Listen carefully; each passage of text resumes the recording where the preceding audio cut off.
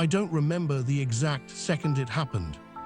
Just flashes, the screech of tires, the blinding headlights coming straight at me, the feeling of my body being lifted, weightless, then slammed into something unbreakable. Then darkness, a darkness so thick it felt like drowning. When I opened my eyes again, I was in a hospital bed. Machines buzzing, IV lines in my arm, my throat dry like sandpaper, my ribs burning with every breath. A nurse walked in and froze. "You're awake." Her voice cracked with relief. But the first thing I did wasn't ask where I was, or what happened, or even if I would survive.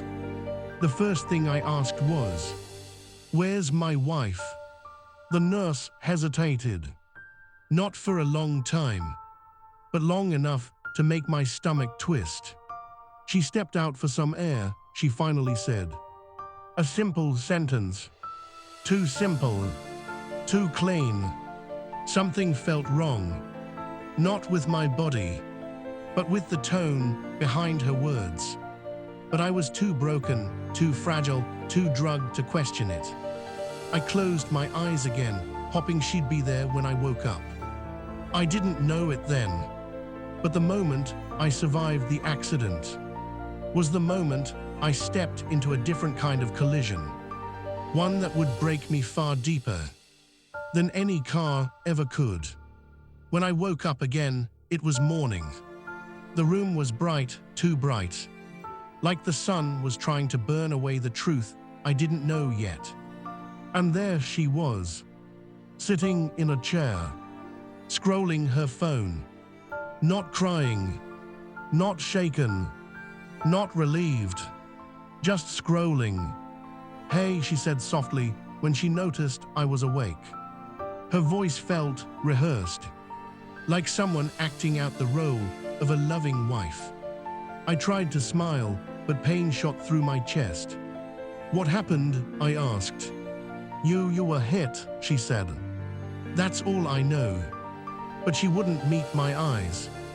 A wife who almost lost her husband should look terrified, should be holding his hand, should be shaking from the shock. She wasn't any of those things. Instead, she kept glancing at her phone, locking it every time I tried to see the screen. My vision was blurry, but not blurry enough to miss the notifications lighting up the top bar. New message, new message, new message. She never typed. Just read. Lock the screen. Read again. I told myself it was stress. Jog. Worry. But deep down, a tiny voice whispered, "She doesn't look like someone who almost lost the man she loves." I ignored it. I shouldn't have. Later that day, the doctor came in. "You need surgery," he said. "Your internal bleeding is worse than we thought." Internal bleeding. Surgery. Life or death words. My wife gasped. But it wasn't the gasp of someone afraid of losing me. It was the gasp of someone inconvenienced. "How long will it take?" she asked quickly. 3 to 4 hours, the doctor replied. She nodded, but not in the way a spouse would nod when hearing terrifying news. It was the nod of someone calculating time. My heart sank, but I told myself I was imagining things, that trauma was twisting my thoughts. But then it got worse. As the doctor left the room, her phone buzzed. A long buzz. The kind that only happens when a voice message comes through. She looked at the screen, panic flickering across her face, and she turned the phone face down instantly. "I need to step outside for a bit," she said. "Can you stay?" I whispered, because I was scared. Of surgery, of dying, of everything. "I'll be right back," she said, brushing my hand off gently. But she didn't come back. Not for 10 minutes. Not for 30. Not for an hour. And when the nurses came to wheel me into the operating room, she still wasn't there. The last thing I remembered before the anesthesia hit was the empty chair beside my bed. The chair she should have been sitting in. When I woke up from surgery, I felt like I had been stitched back together with fire. My throat was dry, my chest wrapped tight, my vision foggy. But even through all that, I noticed she wasn't in the room. Again, a nurse came in to check my vitals. She looked at the empty chair and sighed. She didn't stay, she asked quietly. No, I whispered. She said she'd be back. The nurse hesitated, just like the first one. That same hesitation I didn't understand on day one. You should have someone here for you, she said softly. At a time like this, people usually don't leave the room. It wasn't what she said. It was how she said it. Like she already knew something I didn't. Like she had seen something. Like she didn't know if she should tell me. I watched her adjust my IV, glancing toward the door twice, as if expecting my wife to walk in at any moment. She'll come soon, I said, trying to convince myself more than her. The nurse gave me a sad smile, the kind of smile people use when they don't want to tell you the truth. She was here earlier. She paused, but she left for a while. How long? I asked. The nurse swallowed. I'm not sure I should say. That sentence told me more than anything else could. Hours passed. Visiting hours were ending. My wife still wasn't back. Then her phone, left charging on the nightstand, lit up. One missed call, unknown number. One new message, I'm outside, come down. My blood ran cold. The nurse walked in at the exact same moment. Her eyes fell on the lit screen, and she froze.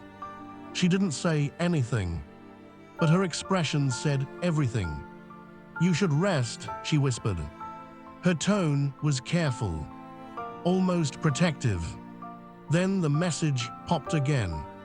You said you had 30 minutes. It's been an hour. The nurse inhaled sharply.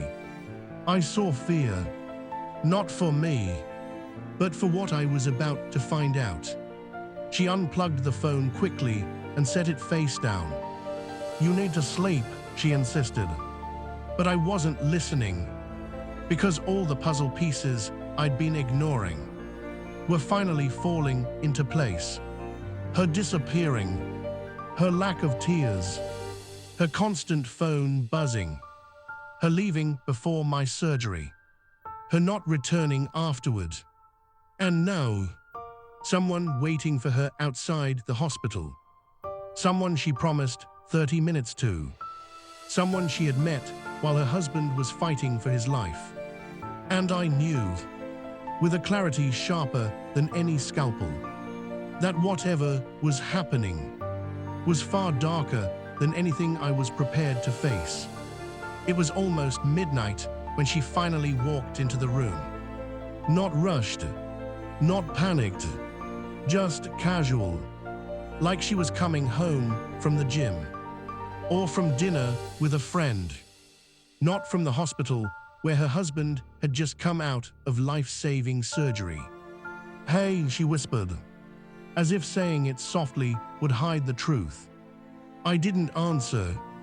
I didn't need to. She could feel the distance, the weight, the suspicion choking the air between us. Sorry, I had to deal with something. She avoided my eyes again. Always avoiding. Always hiding. She sat down and pretended to adjust her bag. But I saw it. The faint smear on her neck. A smudge. Like lipstick. Not hers. My heart pounded. My chest hurt.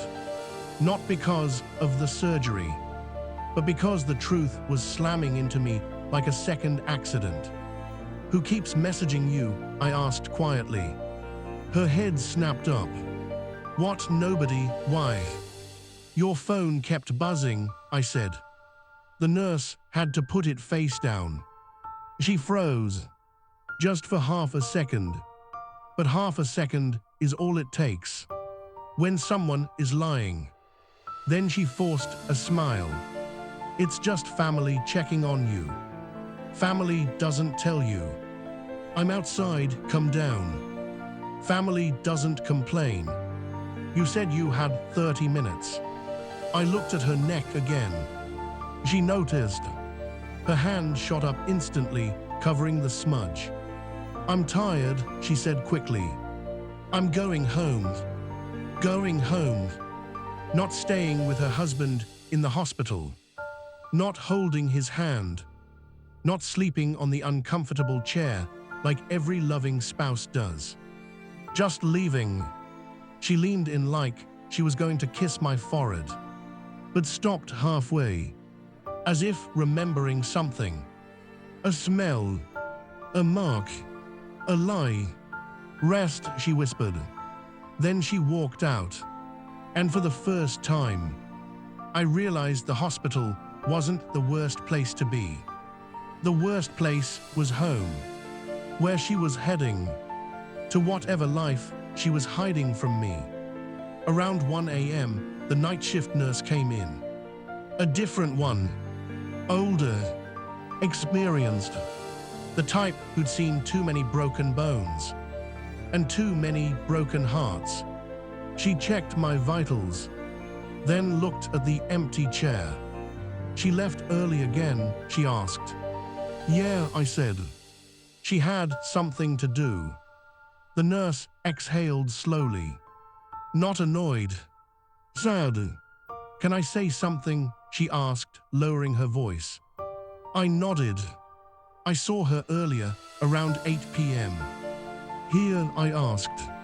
"No." She hesitated. "She was outside, in the parking lot, talking to someone." My stomach twisted. "Who?" I whispered. The nurse shook her head. I didn't see clearly. I didn't want to stare. But it wasn't family. It wasn't a friend. She paused, struggling with her words. "It looked intimate." That word hit harder than any injury in my body. Intimate. I sank deeper into the bed, tears burning behind my eyes. The nurse gently squeezed my hand. "You're going through enough," she whispered. "You deserve honesty, not secrets." Then she left, and for the first time, I cried. Not from pain, not from fear, but from the realization that the person I needed most was the one breaking me the hardest. Morning came. She arrived late. Again. But this time she was different. Nervous. Defensive. Like someone walking into a room, knowing there's a bomb on the table. She sat down, kept her phone in her hand, and turned the screen brightness all the way down. Red flag after red flag. I pretended to be asleep, barely letting my eyelids close, leaving a thin space to watch her. She didn't check on me, didn't touch me, didn't whisper a word. She just opened her messages. And that's when I saw it. A name pop up at the top of her screen. Daniel Red Heart Fire. The heart. The flame. The frequency of messages. She opened the chat. I saw enough. I can't stay long today. He's awake again. Stop calling, I'll come when I can. Last night was risky, don't park so close to the entrance. My heart broke in slow motion. She typed quickly. I'll text when I leave the hospital. I felt nausea rising in my throat. The woman I loved, while I was fighting for my life, was planning meetups with someone else in the hospital parking lot. And the worst part, she didn't even look guilty. She just looked annoyed. Annoyed that I was alive. Annoyed that I was conscious. Annoyed that I needed her. Annoyed that her affair was now inconvenient. I opened my eyes suddenly. She flinched, nearly dropping her phone. "Who's Daniel?" I asked. Her face went white. What, Daniel? I don't know any." "Stop," I whispered. My voice broke. My chest felt like it was tearing open again. "Please, just stop lying." She looked toward the door, like she wanted to run. Then the excuses began. "He's just a co-worker. We're just friends. You're overthinking. You're emotional from the painkillers. This isn't the time to argue. Everything except the truth." I turned my face away, not because I wanted to, but because I couldn't look at her without breaking. "You left during my surgery," I whispered. "My surgery." She had no answer, no lie, no excuse strong enough. Tears filled her eyes, but not grief, not guilt. These were tears of frustration, tears of someone upset that they got caught. "You don't understand," she said angrily. "What don't I understand?" I whispered. "That while I was half dead, you were with someone else." She stood up, grabbed her bag, avoided my gaze. "I can't do this right now." Then she left. Again. But this time, I didn't feel abandoned. I felt done. Around noon, a man entered the room. Tall, wearing a hospital badge. Maybe a staff member I hadn't met. He closed the door quietly and approached my bed. "Are you her husband?" he asked. My heart started pounding new rhythms of fear. "Yes," I whispered. He exhaled deeply, painfully, like he had been struggling with this for days. "I don't want to get involved," he said, "but I think you deserve to know." He looked at the door, then back at me. "I've seen your wife," he said softly, "with the same man. Every night. In the parking lot. Since the day you were brought here." I froze. Completely. She wasn't just visiting him, he continued. She was with him. He hesitated. "I'm sorry, I really am." I closed my eyes, not to block out the truth, but to keep myself from falling apart. The stranger placed a hand on my shoulder. "You're a strong man," he whispered. "You survived the accident. Now survive this." When he left, I lay there in silence. The machines beeped softly beside me. Nurses walked by in the hallway. Life continued. But inside my chest, something had died. Not my heart, not my hopes, but the version of me that believed she loved me. That afternoon, I asked the nurse for my phone. I wasn't supposed to use it yet. My body was still shaky. My hands were weak. But my mind was on fire. When I turned the phone on, a flood of unread notifications appeared. But one message stood out. A voicemail from an unknown number. If this story hits you, you can support the channel with a quick hype. Timestamp: the night of my surgery. I pressed play. At first, I heard static, then breathing, then a voice I recognized instantly. My wife. She whispered, "I can't stay long. He's probably already out of surgery." My heart stopped. A man's voice answered. Relax, he won't know anything. It was Daniel. It was someone older, someone confident, someone too familiar. My surgeon. I felt the blood drain from my face. My wife laughed softly in the voicemail. You're terrible, she said. He replied, you love it, now come here. The sound of a door closing, shuffling, kissing. I couldn't breathe. The room spun. My vision blurred. Not only did she cheat, not only did she do it while I was fighting for my life, she did it with the same man who was saving me. My healer, my surgeon, the man I trusted with my life, had been holding my wife while I was unconscious on his operating table.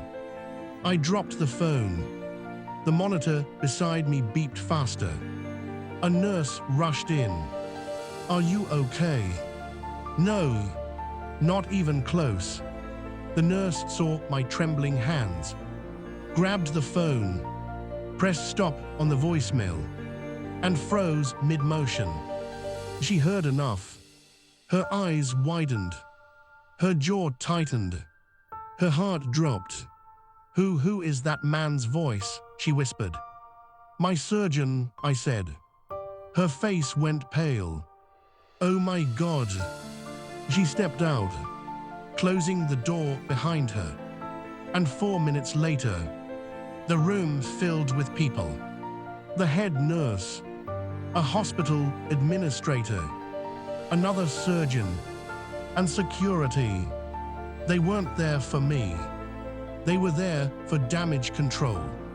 Sir, the administrator said, we need to speak with you privately. I clenched my jaw. I'm not deleting the voicemail. No one is asking you to, he lied. They exchanged nervous looks. I recognized fear. The fear of a lawsuit so big, it could swallow the entire building. The administrator swallowed hard. We may need more details about what you heard. Where's my surgeon? I demanded. They hesitated. He's not available at the moment. Which meant he's hiding. I leaned back against the pillow, my chest burning with a new kind of pain. Get him here, I whispered. No. No one moved. No one spoke. Because everyone in that room already knew I had the truth and the power to destroy them. Just when the tension reached its breaking point, the door opened. My wife stepped inside. Behind her, my surgeon. My stomach dropped. They looked like two students who'd been called into the principal's office. My wife forced a smile. Baby, what's going on? They said you're upset. I stared at her, at him, at the space between them, filled with lies. I heard the voicemail, I said. Her face shattered. She blinked rapidly, her lips trembling. The surgeon stepped forward. This isn't a good time. Shut up, I whispered. He froze. My wife grabbed the edge of my blanket. Listen, it wasn't like. Don't touch me. She pulled her hand back, as if burned. The administrator cleared his throat. We need to understand exactly what happened between you two. Don't say between you two like it's equal, I snapped. He had a duty to me, a responsibility, and he broke it. The surgeon sighed. Let me explain. No, I said. You don't get to explain. You get to answer. Silence. Then I asked the question that made the entire room freeze. Did you sleep with her while I was unconscious in surgery? My wife gasped. The surgeon stepped back. The nurses stared in horror. He didn't answer. Which was the answer? My wife finally whispered. I'm sorry. But sorry means nothing when betrayal happens.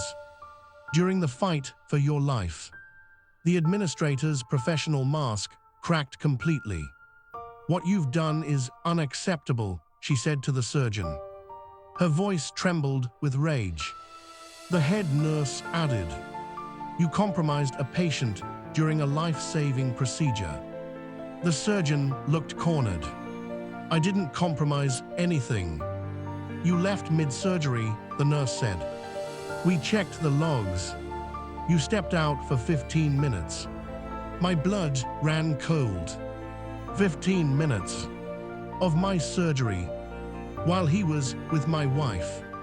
My wife covered her mouth, realizing the weight of what she had helped cause. This could cost you your license, the administrator said. And more, the head nurse added. Much more. Security approached him. Sir, we need you to come with us. He protested, but they took him by the arms and escorted him out of the room. My wife tried to follow him. I watched her. The woman I loved. The woman I trusted. She didn't look back at me. Not once. That hurt more than any wound in my body. She returned 20 minutes later. Alone. Her face was red from crying. Or maybe from losing him. I couldn't tell. Maybe I didn't want to. She stood quietly beside my bed, arms wrapped around herself. I messed up, she whispered. That's an understatement, I said. I didn't mean to fall for him. Her voice cracked. It just happened. I laughed. Not because it was funny, but because it was insane. You're telling me you fell in love with the man cutting me open. She stepped closer. I still love you. Please believe that. I stared at the machines around me. The tubes, the bandages, the scars, everything I had survived. And I realized something. If I survived the accident, I could survive losing her. I want a divorce, I said calmly. She broke, not because she lost me, but because she lost the safety, the stability, the comfort that came with being my wife. The truth finally hit her.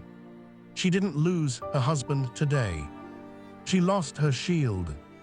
After she left the room, the hospital staff returned, this time with a tone I had never heard before. Respect, fear, guilt, and something that sounded like protection. Sir, the administrator said, we are moving you to a different wing. Why, I asked. For your safety, she replied. 2 security guards entered. Not aggressive, but watchful. The administrator explained. We've suspended your surgeon.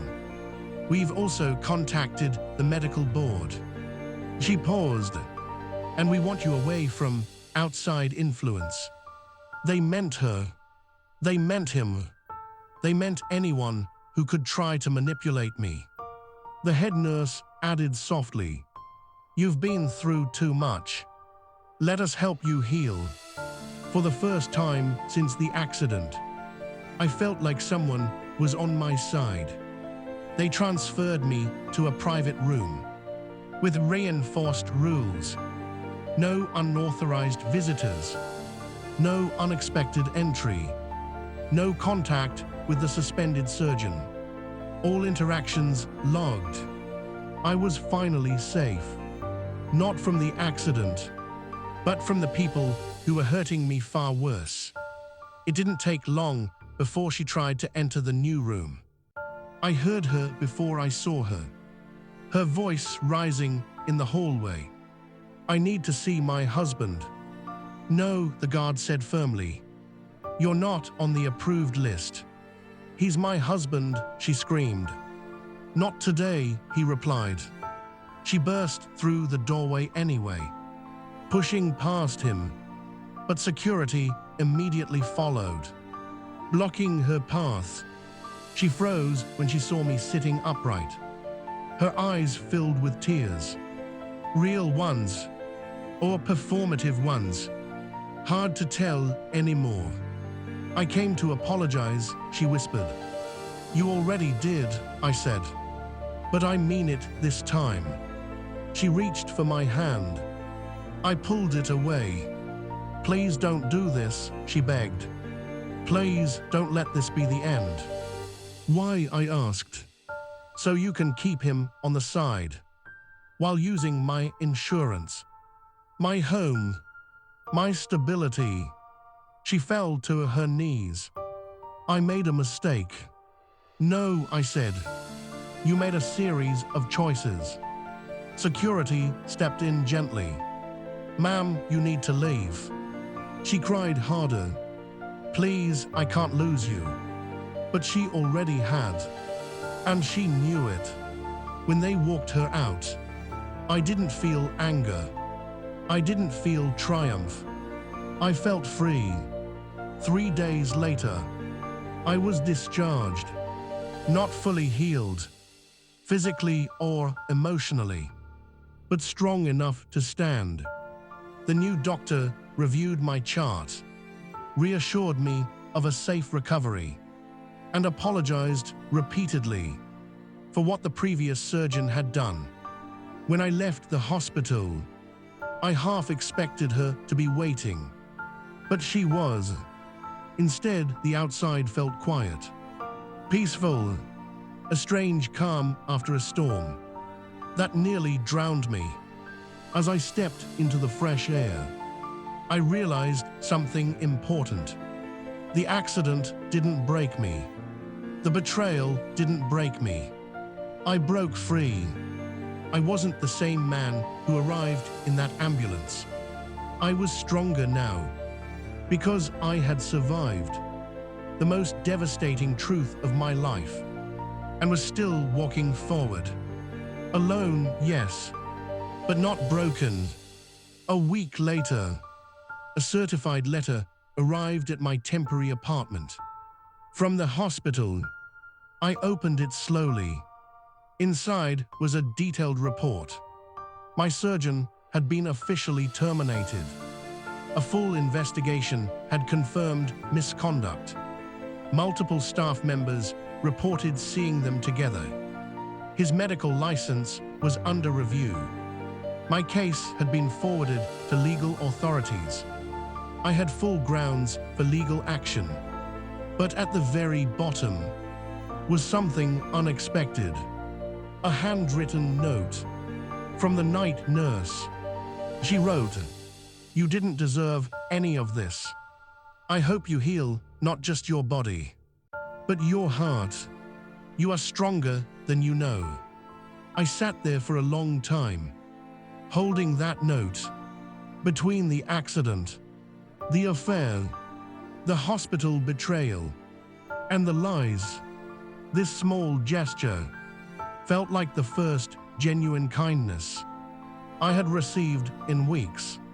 It reminded me that not everyone in the world was capable of what she had done. There were still good people, and I would surround myself with them. From now on, the divorce meeting was quiet. She looked different, smaller somehow, like someone whose entire world collapsed in on itself. She didn't fight it. She didn't argue. She didn't beg. She just whispered, "I'm sorry." And for the first time, I believed her. Not because she deserved forgiveness, but because I deserved peace. "I hope you find what you're looking for," I said softly. She nodded, holding back tears. "I already lost it," she whispered. The papers were signed. The chapter closed. When I walked out of the building, I didn't feel pain. I didn't feel loss. I felt clarity.